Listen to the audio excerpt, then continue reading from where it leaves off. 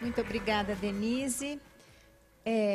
Antes de passar para as perguntas, eu tenho alguns dados aqui do nosso evento. Nós temos como público presente 406 pessoas, representando 15 estados, que atuam predominantemente em saúde, 30%, na educação, 24% e assistência social, 6%. Além disso, nós temos um público online com mais de 500 pessoas assistindo o nosso simpósio. 90% está assistindo em português e 10% em inglês. Dos que estão no Brasil, né, os internautas são de 104 cidades, 22 estados. E nós temos também 10 países do mundo assistindo pela internet. Estados Unidos, França, Portugal, Espanha e outros. Tivemos já mais de 3.000 likes na página do simpósio no Facebook. Então, só para a gente saber que, de fato, é um tema instigante, que interessa, que mobiliza e que está fazendo com que as pessoas estejam participando, além das testemunhas que a gente tem aqui. Bom, nós recebemos muitas perguntas, né? Não sei se vai ser possível atender a todas, mas certamente os palestrantes vão receber as perguntas e as que a gente não puder responder aqui, eles vão enviar pela internet. Tá? Eu queria iniciar com uma, que foi a primeira que chegou, e depois já veio uma outra que eu acho que praticamente responde essa questão enviada. Então, o Murilo, que é do CRAS de Itaju, de São Paulo, ele perguntou para o Paulo a que ele atribui o preconceito e a rejeição do programa Bolsa Família pela população brasileira. Falta aula de história? Falta solidariedade para com o cidadão em condições de vulnerabilidade? Ou o quê? E, na sequência, a gente recebeu uma outra informação do Alex, dizendo que ele foi beneficiário do programa Bolsa Família na minha infância, o que foi fundamental para a reestruturação da minha família. Hoje sou funcionário do Serviço Social da Prefeitura Municipal e estou na graduação de Teologia e Serviço Social. Atualmente também sou integrante do grupo técnico intersetorial do Projeto para o Desenvolvimento Integral da Primeira Infância. E estou aqui participando deste simpósio, quebrando preconceitos e estigmas de outros que não acreditavam que poderíamos estar aqui. Tenho muito orgulho de minha trajetória.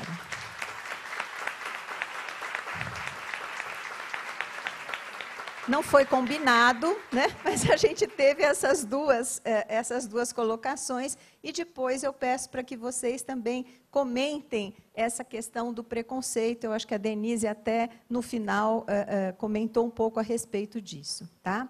Bom, iniciando, então, para o Paulo, algumas questões dizem respeito, mais especificamente, ao Programa Nacional de Atenção Integral. Tá? Quais as estratégias para as crianças com deficiência e se existe uma política realmente inclusiva? A outra pergunta, em que eixo do Plano Nacional, do Programa Nacional de Atenção Integral à Saúde da Criança, se encaixaria o segmento ambulatorial de recém-nascido de alto risco, egresso de unidade de terapia intensiva neonatal? Como exemplos emblemáticos, os prematuros, os que sofreram asfixia, malformação. E também, só para startar, né? 3 perguntas. Considerando importante a assistência pediátrica para a promoção do pleno desenvolvimento da criança na primeira infância, como garanti-lo através do SUS? Tá? Peço, então, Paulo, para você responder esse conjunto e depois eu faço mais as primeiras 3 perguntas para a Denise. Bom, em relação à questão do preconceito, eu acho que é uma questão complexa, né? Eu acho que um pouco é desconhecimento nosso, né, do ponto de vista do funcionamento de uma política pública de transferência de renda, da potência, né, do funcionamento de uma política pública de transferência de renda que visa induzir ao cumprimento de condicionalidades da educação e saúde, né? Então, eu acho que todos nós fomos aprendendo a entender esse processo. Eu espero que muitos dos renitentes, né, das pessoas que, por algum motivo, ainda não aceitam isso, essa política pública, que é uma política de Estado, eu espero que seja de Estado, que não dependa de governo, né? Ela, do mesmo jeito que o SUS hoje, felizmente, é uma política de Estado, acho que ninguém teria coragem, de que, seja lá de que partido fosse, né, de não manter um sistema universal, inclusive porque está na Constituição. Então, eu acho que é uma política pública que veio para ficar, mas eu comentava com o professor Maurício ontem que foi muito importante a gente ter essa evidência científica na Lancet, que a Lancet nos trouxe, né, que o grupo da Bahia produziu, porque isso trouxe o que a gente empiricamente percebia, hoje a gente tem evidências científicas para esgrimir. Então, tirando isso, eu tenho conversado com colegas, a partir dessas evidências, você se contrapõe uma política dessa, é obscurantismo, não tem outro nome, né? Então, eu comentava num evento que eu estive, um evento com colegas médicos, eu sou pediatra, um evento de pediatras, em que eu estava fazendo uma apresentação muito parecida com a que eu fiz com vocês, a parte inicial, falando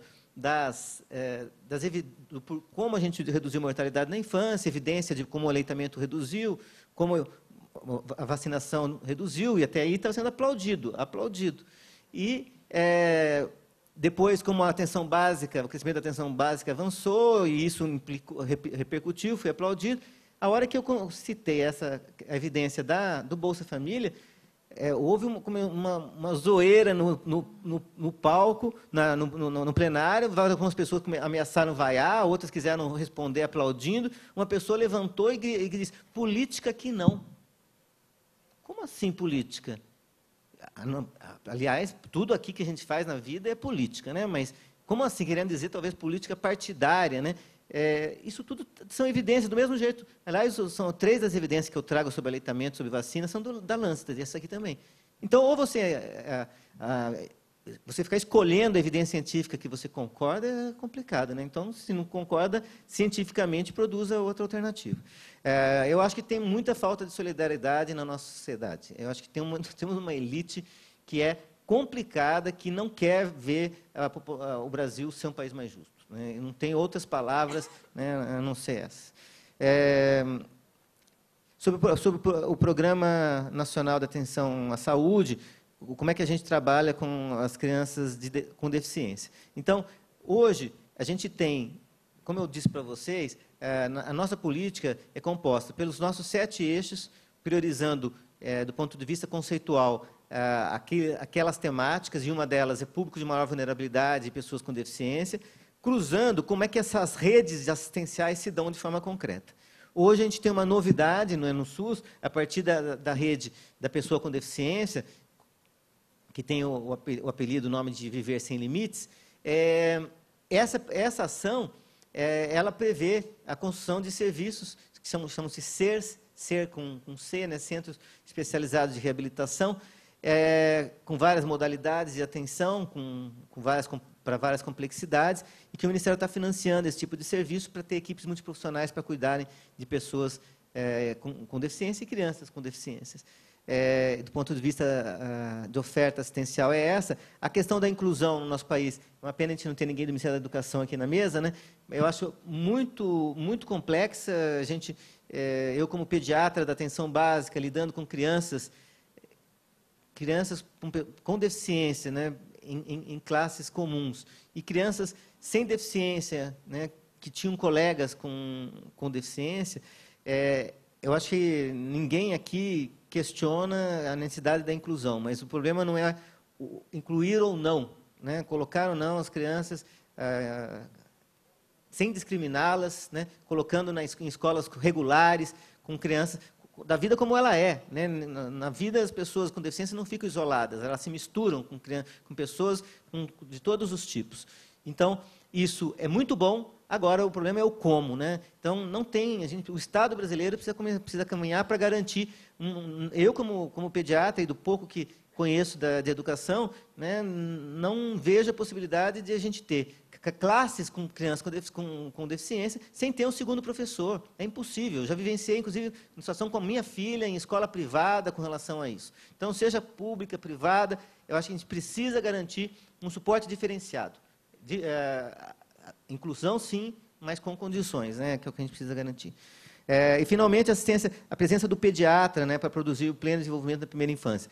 O modelo de atenção básica do Brasil, ele não é centrado nem na atenção da criança, nem do restante da família, ele é centrado no médico de família, né? Então, ele não é centrado na figura do pediatra.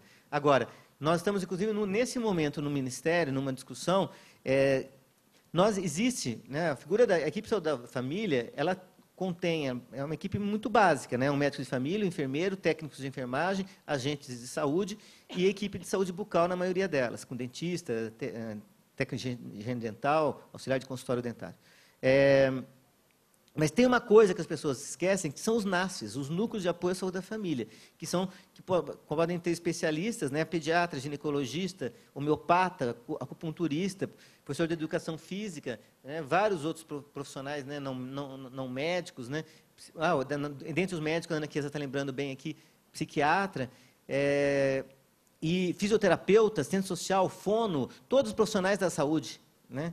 Então, a inclusão ou não de quais profissionais você coloca nesse NASF é uma decisão do gestor local em cima da necessidade. Eu já fui gestor, fui secretário de saúde em Hortolândia, aqui no interior de São Paulo, e diretor na Secretaria de Saúde de Campinas, e a gente tinha bairros onde a população era população antiga, idosa, poucas crianças, e outros, população de ocupação, com grande quantidade de crianças. Então, o NASF, que cobre dá suporte para uma equipe com bairros tão diferentes, tem que ser diferente, né? E eu não tenho dúvida que o pediatra, para a complexidade da atenção à saúde da criança hoje no Brasil, que não é mais aquela coisa simples de dentro do consultório, de médico, estetoscópio, mesa e remédio, né? A maior parte é lidar com a obesidade.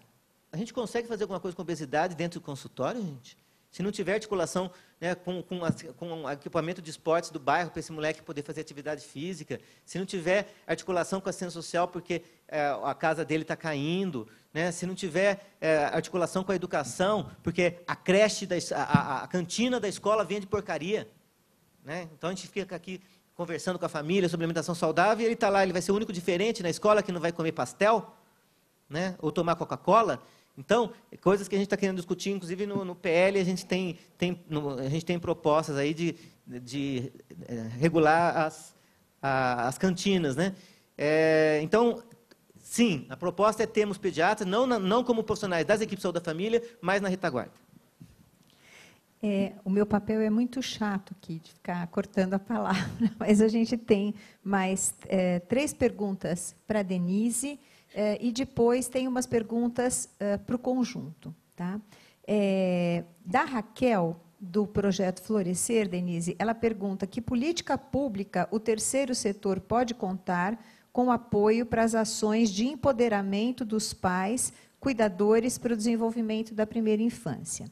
E também uma pergunta do José Luiz Setúbal, se há previsão de colaboração privada ou do terceiro setor para atuar em conjunto com essas atividades, essas políticas que você mencionou.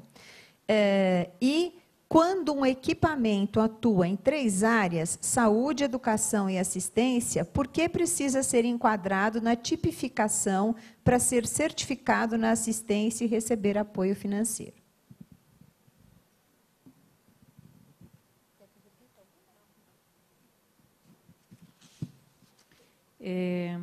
Bom, primeiro eu queria concordar com o Murilo, né? É preciso mesmo que a gente lembre a todo momento que o Brasil tem uma trajetória histórica de formação da nossa sociedade, né? Que nós já fomos descobertos na perspectiva da colonização. Daí tivemos escravatura e um nível de desigualdade enorme, inclusive da condição de gênero, né?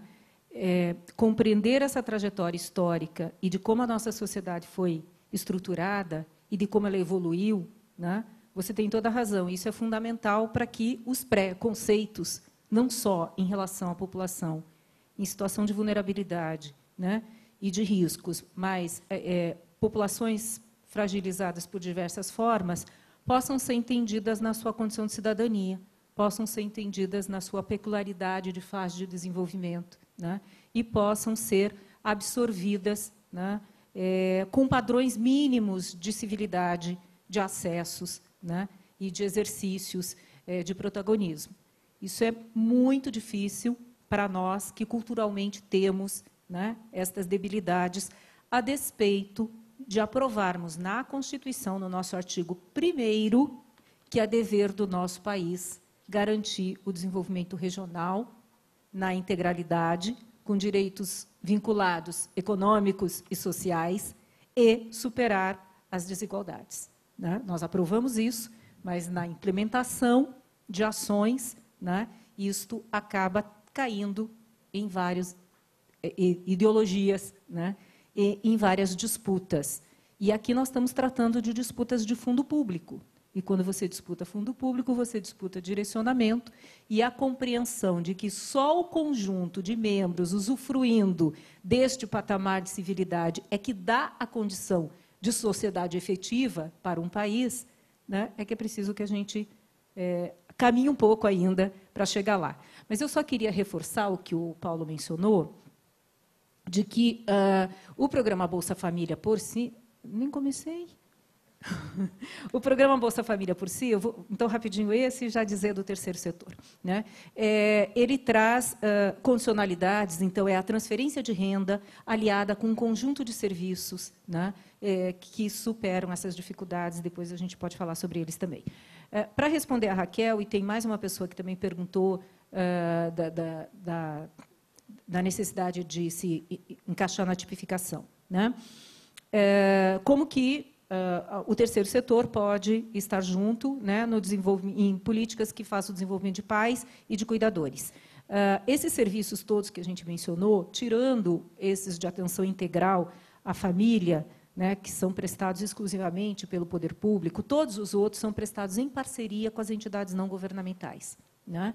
E esta parceria ela se dá no âmbito da localidade, do município. O governo federal ele repassa diretamente do Fundo Nacional para os fundos estaduais e municipais o recurso. E agora, com a aprovação da lei do marco regulatório, né, da sociedade civil, é preciso que se faça chamamento público, e, neste chamamento público, as entidades se colocam, né, com o conjunto das suas ofertas para receber um cofinanciamento dentro de determinados padrões. A gente também pode explicar isso aqui, se tiver tempo, com um pouquinho de mais profundidade.